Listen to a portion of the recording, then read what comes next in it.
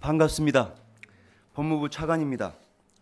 오늘 오후로 예정되어 있는 공정하고 정의로운 사회 정착을 주제로 한 부처 합동 업무 보고에 대하여 간략하게 사전 설명을 드리고자 합니다. 오늘은 국무총리 주재로 법무부, 국민권익위원회, 경찰청, 공정거래위원회, 여성가족부, 인사혁신처, 법제처 7개 부처가 합동으로 업무 보고를 할 예정입니다. 7개 부처 주제로 공정하고 정의로운 사회 정착이라는 주제가 선정된 것은 사회 곳곳의 부패를 해소하고 특권과 반칙이 통하지 않는 공정한 기회와 경쟁이 어디에서나 가능하게 하여 국민소득 3만 불 시대에 걸맞는 삶의 질을 모든 국민들이 누리도록 하겠다는 정부의 정책적 의지가 반영된 것입니다. 오늘 보고할 내용 중 공정하고 정의로운 사회 정책을 위한 부처별 정책을 수혜자 중심으로 말씀드리겠습니다. 첫째로 국민을 위한 재벌 개혁과 경제정의 입법 실현을 통한 경제 투명성과 기업 경쟁력 강화를 위하여 공정거래위원회는 일감 몰아주기 등 부당 내부 거래 행위를 엄중 제재하여 중소기업에 공정한 기회를 제공하고 공시실태 전수조사를 통해 시장 감시 기능을 강화함과 동시에 포지티브 캠페인을 병행하여 대기업 집단의 지배구조 개선을 유도할 계획입니다. 법무부는 기업 지배구조 개선을 위한 다중대표 소송제 도입과 전자투표제와 집중투표제 의무화 등을 내용으로 하는 상법 개정을 적극 추진하여 경영의 투명성을 제고하고 소수 주주의 권리를 보호하는 데 힘쓰겠습니다. 둘째, 중소기업 및 소상공인과 경제적 약자를 위한 지원 정책입니다. 공정거래위원회는 대기업과 중소기업 사이에 공정한 거래 기반을 조성하기 위해 협상력의 격차를 해소하고 불공정 거래를 근절할 수 있는 제도 개선을 추진할 계획입니다. 이에 따라 하도급에 있어서의 전속거래 실태를 조사함과 더불어 경영정보 요구 관행을 근절하고 대형 유통업체의 불공정 행위에 징벌 배상제를 도입하며 가맹금 수치를 투명한 방식으로 전환하도록 유도하는 등의 정책 추진에 힘쓰겠습니다. 법무부는 상가주택 임차인 보호를 강화하는 내용의 관련 법령 개정을 추진하고 소비자 피해 구제 강화를 위한 집단 소송제를 도입하겠습니다. 또한 약소거음의 단계적 폐지와 채권 추심 관련 법령 개정을 통해 중소기업, 소상공인과 서민을 보호하겠습니다.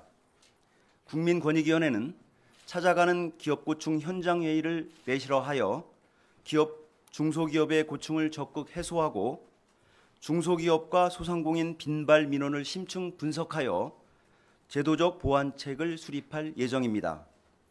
셋째, 여성, 아동, 청소년과 사회적 약자를 위한 지원도 강화하겠습니다. 법무부는 아동학대, 성폭력, 가정폭력을 엄정 처벌하고 불법 촬영, 스토킹 범죄 처벌 강화를 위한 입법을 추진하겠습니다. 청소년 범죄 예방에 민간이 참여하는 명예보호관찰관제, 민영소년원 설립을 추진하고 소년법 개정 논의도 적극 지원하겠습니다. 국민권익위원회는 주거 취약계층의 고충과 저소득층의 생계형 민원을 집중 처리하며 관계기관과 협업하여 외국인 근로자의 고충 해소를 적극 지원하겠습니다. 경찰청은 젠더폭력을 집중 단속함과 동시에 불법 촬영에 대한 예방활동을 전개하고 사건 초기부터 사후 전문기관 연계까지 피해자 보호를 위한 통합 서비스를 제공할 계획입니다. 또한 학대위기 아동 조기 발견 체계를 구축함과 동시에 학교 전담 경찰관의 능력을 제고하고 이를 확대 배치함으로써 청소년 폭력에 적극 대응하도록 하겠습니다. 더불어 전자지도 정확도를 높여 112 출동 시간을 단축하고 빅데이터를 기반으로 한 범죄 분석 프로그램 개발로 범죄 대응 역량을 강화해 나가도록 하겠습니다.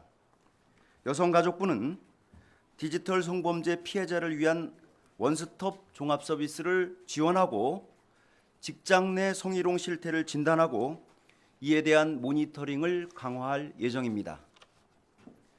결혼 이민자의 인권 보호와 자립 지원을 위한 폭력 피해 이주 여성 쉼터를 확대하고 다국어 전화 상담을 24시간 동안 지원하겠습니다. 위기 청소년을 위한 청소년 쉼터 등 인프라를 확충하고 청소년의 주거와 자립 지원도 강화해 나가겠습니다. 법제처는 사회적 약자 관련 법령을 전수조사하여 법령과 제도에 존재하는 불합리한 차별 법령 정비를 추진할 계획입니다. 넷째로 국민 모두를 위한 부패 방지와 민생 침해 범죄 엄단과 관련한 정책입니다. 법무부는 적폐청산 수사를 철저히 하고 뇌물 등 5대 중대 부패 범죄 단속을 강화하는 등 구조적 부정부패 척결을 위하여 노력하겠습니다. 검찰의 보조금 범죄 수사 체계를 확립하고 수사 사회 공정성과 투명성을 저해하는 채용 비리, 일감 몰아주기 등의 범죄를 엄단하겠습니다. 다단계 보이스피싱 등의 민생 침해 범죄에 엄정 대응하고 범죄로 인한 불법 수익에 대하여도 끝까지 추적하여 철저히 환수하도록 하겠습니다. 국민권익위원회는 국민 눈높이에 맞는 부패 방지 종합대책을 마련하고 이를 사회각계가 참여하는 청렴사회 민간협의회와 함께 충실히 이행하겠습니다. 부패 취약 요인을 발굴 개선하여 민간 분야 부패를 획기적으로 개선하고 부정청탁금지법 위반 사례를 상시 점검하여 고위공직자에 대한 청렴 시책을 강화할 계획입니다. 공직자 청렴 교육을 브랜드화하여 내실 있게 운영하고 사회 각 분야에서 범국민 운동을 전개하는 등 청렴 문화를 확산시켜 나가겠습니다. 경찰청은 채용 및 학사 과정에서의 특혜와 부정행위를 근절하고 공적 자금 부정수급 범죄와 재개발 재건축 비리를 강력 단속하겠습니다. 불법 사기문과 유사수신 범죄를 엄단하여 경제적 취약계층을 보호하고 가상통화 투자, 빙자 사기 등 신종 범죄도 강력히 단속해 나갈 예정입니다. 강력 범죄와 주치 폭력을 강력히 단속하고 성매매와 마약류 유통 등 생활 주변의 음성적 불법 행위에도 엄정 대응하도록 하겠습니다. 마지막으로 공직 인사 혁신으로 일 잘하고 신뢰받는 공무원상을 확립하겠습니다. 인사혁신처는 경찰, 소방 등 생활안전 분야 현장 인력을 충원하여 국민의 기대에 부응하는 공공 서비스를 제공하겠습니다. 공무원 선발 소요 기간을 평균 2개월 이상 단축하고 직무 역량 중심의 선발 체계를 구축할 계획입니다. 현행 입직 경로 중심의 승진 관행을 실적과 능력 중심으로 개선하고 여성 관리자 및 지역 인재와 중증 장애인 채용을 확대하여 공직 내 다양성을 확보할 수 있도록 하겠습니다. 오늘 업무 보고에는 7개 부처의 핵심 과제에 대한 보고와 함께 자유 토론이 진행됩니다. 토론회는 민간 전문가들이 참여하여 다양한 의견을 제시할 예정입니다. 각 부처에서는 자유 토론을 통하여 제시되는 의견을 경청하고 정책 추진에 있어 이를 반영하는 등 필요한 조치를 취해 나갈 계획입니다. 뿐만 아니라 이번 합동 업무 보고를 통하여 부처 간 칸막이를 낮추고 적극적인 협업으로 국민이 공감하는 가시적인 성과를 실현해 나가도록 하겠습니다. 이상으로 합동 브리핑을 마치겠습니다. 감사합니다. 네, 다음으로 오늘 브리핑에 대한 질의 답변이 있겠습니다. 질의하실 때에는 공지해드린 대로 질의하실 기관을 먼저 지정을 해주시고 소속 언론사와 성함을 밝혀주시면 제가 말씀드리도록 하겠습니다. 예, 저 연합뉴스 성혜미 기자고요. 제가 맡고 있는 인사처, 권익위, 법제처 각각 하나씩 질문 드리도록 하겠습니다.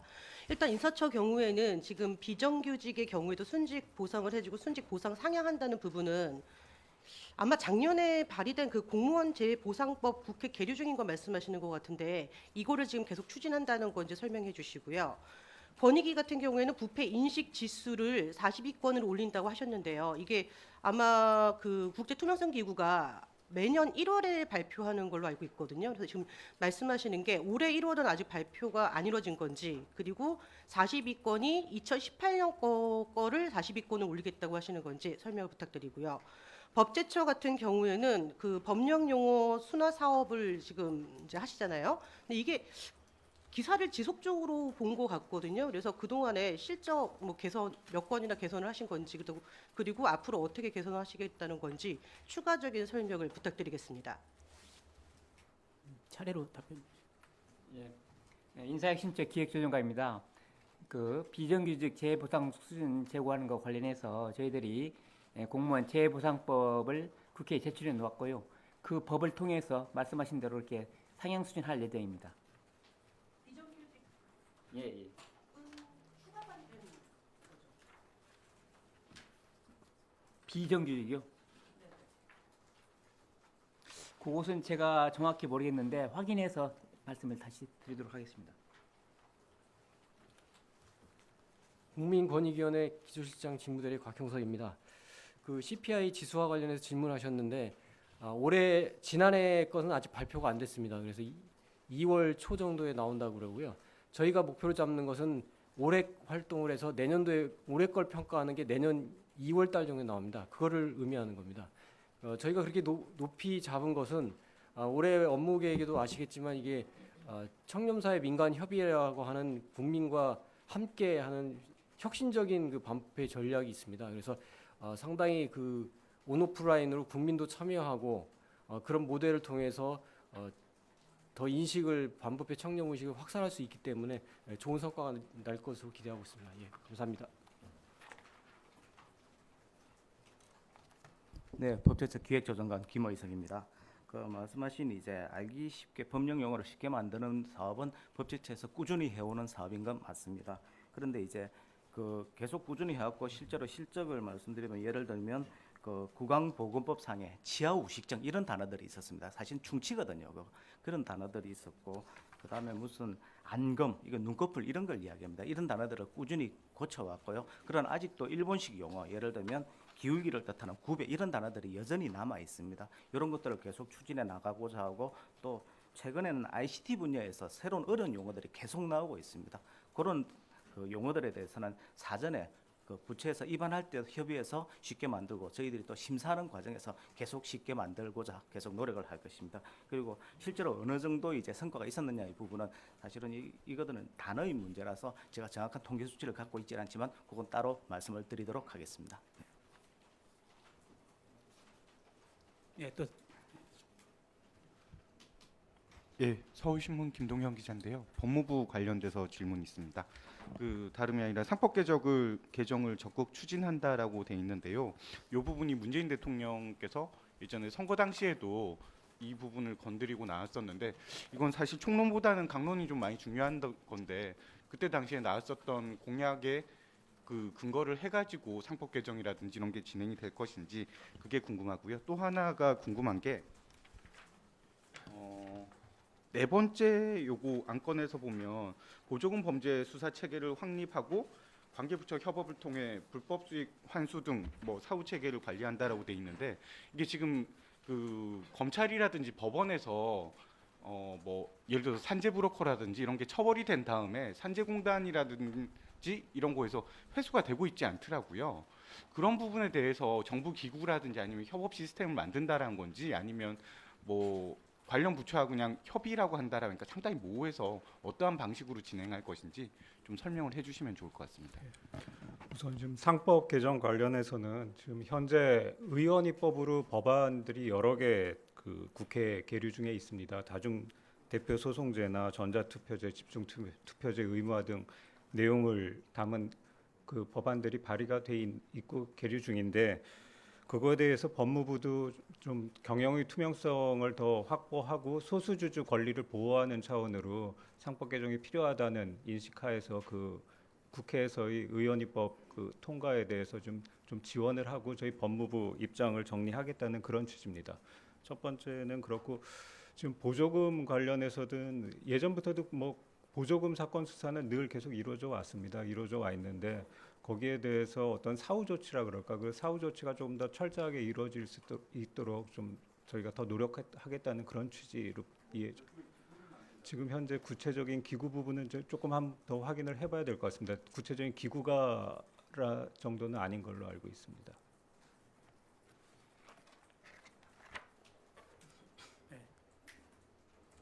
또 네, 저 BBS의 배재수 기자인데요. 먼저 법무부에 민영 소년원 설립 추진해서 이 국민참여형 소년 범죄 예방 정책 구현한다고 하셨는데요. 이 민영 소년원이 어느 정도 이 국민적 합의가 이루어졌고 어느 정도 추진 단계에 있는지 좀 말씀해 주시고요. 그리고 여성가족부에 또 질문하고 싶은데요. 문화예술교육 분야 10대 성평등 체감 프로젝트 추진하신다고 하셨는데 처음 나오는 개념인 것 같아서 좀 설명해 주시고 일본군 위안부 피해자 관련해서 피해자 중심 원칙 세운다고 하셨는데 여전히 화해치유재단은 존폐 논란이 있거든요. 이 화해치유재단에 대한 앞으로 운영 계획 방향에 대해서 좀 말씀해 주시면 감사하겠습니다. 우선 먼저 민영 소년원에 대해서 말씀드리겠습니다. 잘 아시다시피 교도소는 소망교도소라고 기독교계에서 지원하는 민영 교도소가 2010년에 개소를 한 바 있습니다. 그 이후에도 그런 민영 소년원 설립에 대해서 특히 종교단체를 중심으로 설립 건의나 문의가 지속돼 와서 지금 현재는 그 검토 단계에 있고 최근에 언론에 잠깐 났던 걸로 기억합니다만 대한불교 조계종 쪽에서도 조금 설립에 대해서 의사가 있다는 취지로 좀 이야기가 있었습니다. 그래서 이 민영 소년원은 건립을 하게 된다 그러면 일단 근거 법률부터 마련을 해야 되기 때문에 지금 당장 바로 몇 달 내로 추진되기는 어려운 상황이고 추진하다 보면 향후 한 3, 4년 정도는 걸릴 걸로 그렇게 예상을 하고 있습니다. 이상입니다. 예, 여가부 기조실장입니다. 성평등 10대 체감 과제 같은 경우는 우리 기자님들도 잘 아시다시피 성평등이라는 게 사실은 국민들이 체감하기 어렵고 좀 어렵다라는 그런 외부 이야기들이 많았습니다. 그래서 저희가 올해는 국민들이 실제적으로 삶 속에서 체감할 수 있는 그런 주제를 갖고 접근을 해보자 그런 취지에서 좀 마련하게 됐고요. 구체적으로 이제 영화, 음악, 미술이라든지 도서 출판, 온라인 대중매체, 교육 언어 등 이렇게 4대 분야로 해서 10대 과제를 선별해서 집중적으로 국민들이 체감할 수 있는 프로젝트를 추진하기 위해서 만들게 됐습니다. 그리고 일본군 위안부 피해자분들을 위한 화해치유재단과 관련해서는 여러 가지 이제 이야기들이 있습니다. 근데 아마 그 부분들은 관련 부처하고 협의를 통해서 향후의 운영이라든지 존속 여부가 논의가 돼야 되기 때문에 아마 그건 이제 부처 간에 또 여러 기관 간에 협의가 좀 지속적으로 이루어져야 될 부분이 있을 것 같습니다.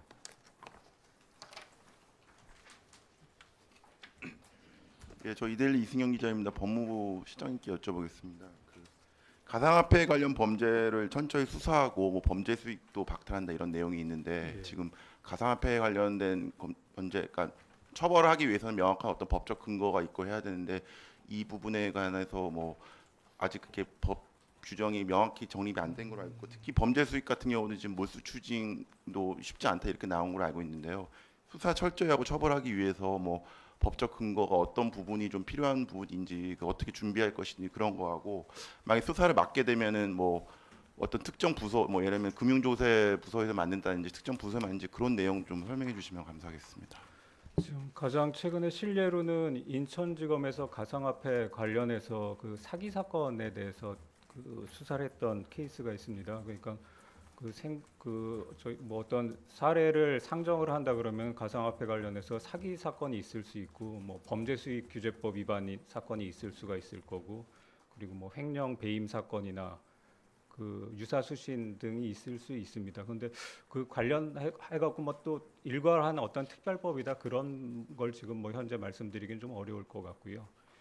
그 정책적인 부분은 원론적인 답변만 드릴 수밖에 없을 것 같습니다. 정책적인 부분은 지금 현재 국무조정실 중심으로 금융 당국이랑 다 협조해서 좀 계속 대책을 세우고 있기 때문에 거기에 따라서 향후에 조치가 있을 걸로 그렇게 생각을 하고 있습니다. 그 하나 특정 부서는 그게 뭐 가상화폐 사건이 딱 어디 뭐 특수부다 이렇게 정해진 건 없는 걸로 알고 있습니다. 뭐 성격에 따라서 뭐 형사부에서 할 수도 있을 거고 뭐 금조부에서도 할 수 있을 거고 뭐 사안에 따라서 그건 다르다고 생각을 하고 있습니다.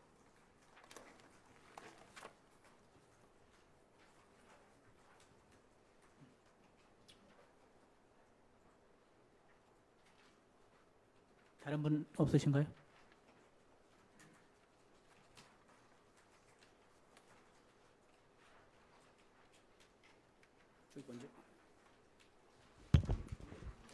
네, 뉴시스 임재희 기자라고 하는데요.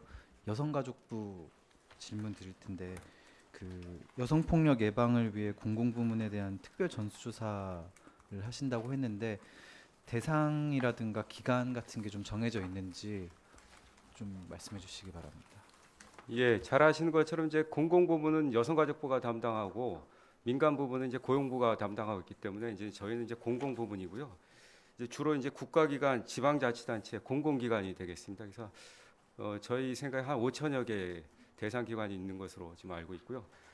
아무래도 이제 대상 기관이 많기 때문에 조금 단계적으로 실시를 하는 것으로 생각을 하고 있습니다. 그래서 그 동안에도 일부 이제 저희가 그 기관에 나가서 이제 그 적정하게 교육을 하고 있는지를 점검을 하고 있는데 이번에는 아마 전체적으로 한번 여성폭력 예방 교육을 제대로 하고 있는지를 좀 점검해서 관리가 제대로 되는지를 파악하기 위해서 그렇게 좀 할 계획입니다.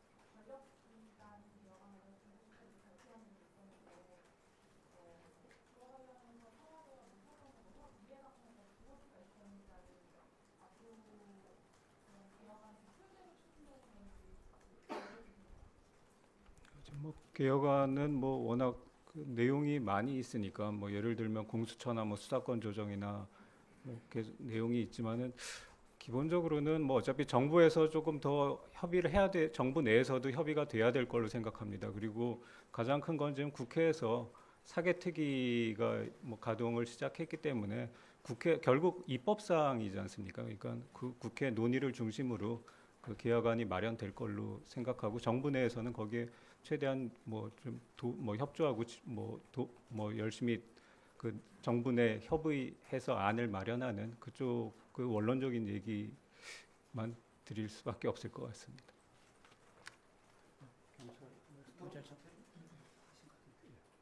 법률신문이시죠, 금방?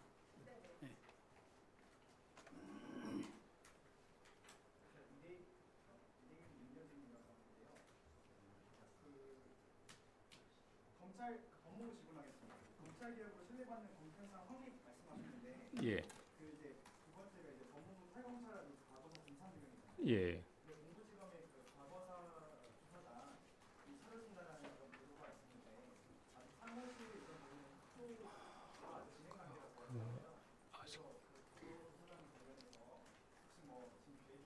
과거사 조사단은 아직 구체적으로는 제가 그 부분에 대해서는 정확하게 모르겠습니다.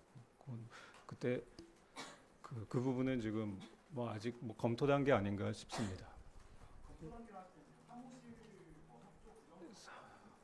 거기에 대해서는 제가 한번 정확하게 확인을 해보겠습니다. 지금 바로 즉답하기는 좀 어려운, 정확히 알지를 못하는 상황입니다. 그 외에 아까 뭐 하나 더 질문 사항 있으셨지 않습니까? 달검 철학 말씀하셨는데. 아 예. 탈검찰과 관련해서 뭘 질문하신 거죠? 아, 예, 알겠습니다.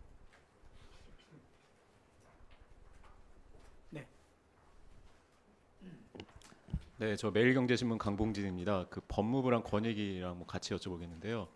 그 고위공직자에 대한 청렴 시책을 강화하겠다 권익위에 뭐 그런 내용이 있고 뭐 고위공직자 수사 비리처도 이제 법무부에 생기고 있는데 청탁금지법의 최초의 고위공직자 위반 사례로 된 이영렬 전 서울중앙지검장이 1심에서 무죄 판결을 받았잖아요. 그러니까 지금 정부 대책하고는 어쨌든 현 상황은 좀 다르게 진행되고 있는 것 같은데 법무부와 권익의 입장이 혹시 어떻든지 좀 여쭤보고요. 그 다음에 그 권익에서 이제 하시기로 한 그 협의회 있잖아요. 반사회 협의회인가요? 청렴사회 협의회인가? 그거는 어떻게 구성이 되는지 그거 좀 설명 소개 부탁드리겠습니다. 이 부분은 권익위에서 함께. 권익위 설명드리겠습니다.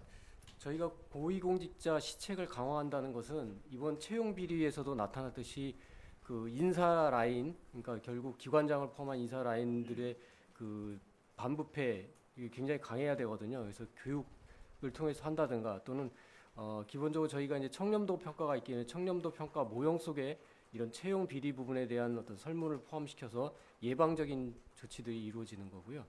저희가 청렴사회 민관 협의회의 구성은 기존에는 뭐 공공 부분인 정부만 주도해서 반부패 시책이 이루어졌는데 그러다 보니까 사실은 국민들의 참여나 또는 어떤 개혁 어떤 시책 안에 대한 어떤 그 효과가 좀 반감되는 측면이 있습니다. 그래서 저희가 시민사회 포함해서 직능단체 또 경제계 이런 저변에 포함해서 그 전체적으로 이제 협의회를 구성해서 거기서 어떤 국민들이 제안한 거 또는 의견이 나온 거 이런 것들을 바탕으로 해서 정책이 입안이 되고 그것이 통해서 이제 전체적으로는 대통령이 님이 운영하시는 저 반부패 정책 협의회까지 안건 중요한 건은 상정이 돼서 그것이 되는 것이고요. 그것이 또 이행 점검까지 돼서 다시 피드백돼서 그냥 단순히 제안했다고 끝나는 것이 아니고 그것이 선순환돼서 할 수 있도록 그렇게 할 예정입니다. 그 저기 이영렬 전 중앙지검장 건은 어떻게 돼가고 있죠? 그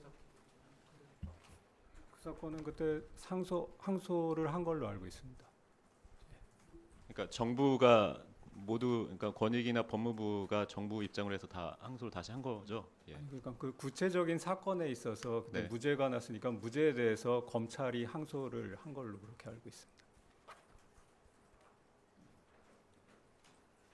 질문 한 두세 분 정도 더 하시면 어떨까 싶습니다. 또 하실 분?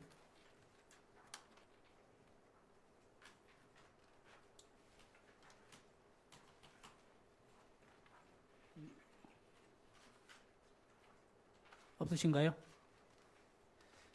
없으시면은 여기 배포해드린 보도자료의 뒷부분에 그 부처별 담당자하고 연락처가 있으니까 세부적인 내용은 거기에 연락을 하셔서 문의하시면 충실한 답변이 되지 않을까 싶습니다. 여러분,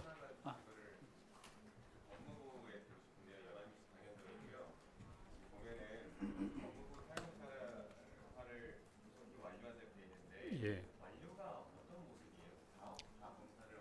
아이고, 그건 아닙니다. 뭐 검사가 꼭 필요한 부분도 뭐 예를 들면 검찰국 같은 데는 지금 검사가 계속 있어야 되는 상황이고요. 그러다 보면은 검사가 꼭 필요하지 않은 그런 그 직위는 조금 검사를 제외한 어떤 외부에서 외부 전문가를 채용해서 좀 장기 근무를 한다든지 그렇게 예.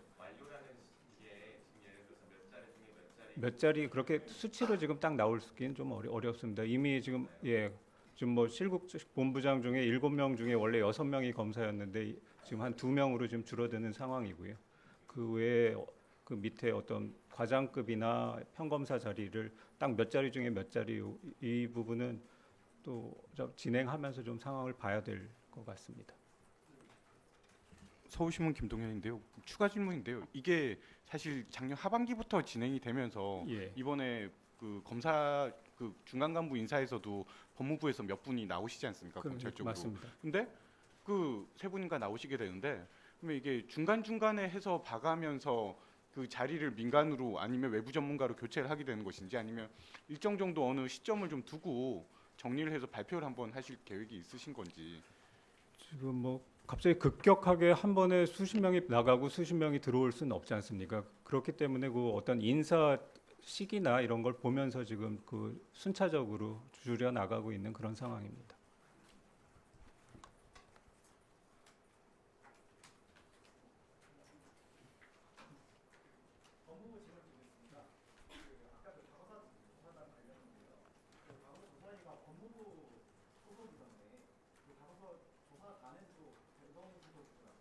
예.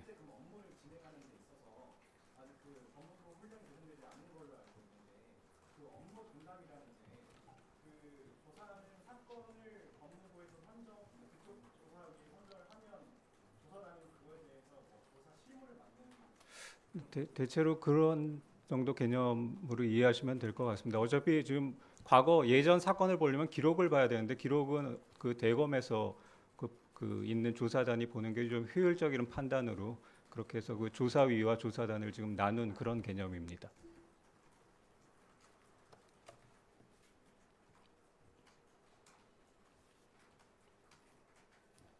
질문이 거의 마무리된 것 같습니다. 여러분들 추운데 고생 많으셨고요. 이상으로 2018년도 법무부 등 7개 부처 합동 업무보고 사전 브리핑을 마치도록 하겠습니다. 예, 감사합니다.